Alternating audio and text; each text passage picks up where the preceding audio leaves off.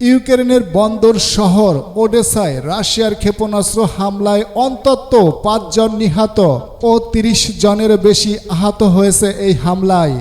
এই হামলায় আগুনে পুড়ে গিয়েছে হ্যারি পটার্স ক্যাসেল নামে পরিচিত একটি শিক্ষা প্রতিষ্ঠানও।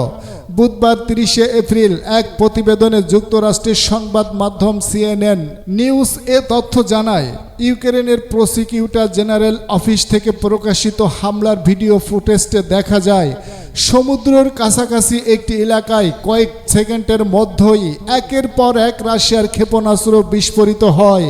ইউক্রেনের কর্তৃপক্ষ জানায় রাশিয়ার এই হামলা চালানোর জন্য একটি ব্যালিস্টিক মিসাইল এবং ক্লাস্টার যুদ্ধাস্ত্র ব্যবহার করেছে।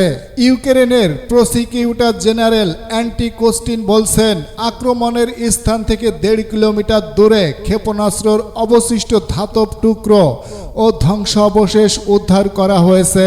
তিনি জোর দিয়ে আরও বলেছেন, রাশিয়ার সামরিক বাহিনী প্রচুর পরিমাণের হতাহতের উদ্দেশ্য নিয়ে ক্লাস্টার অস্ত্র ব্যবহার করেছে।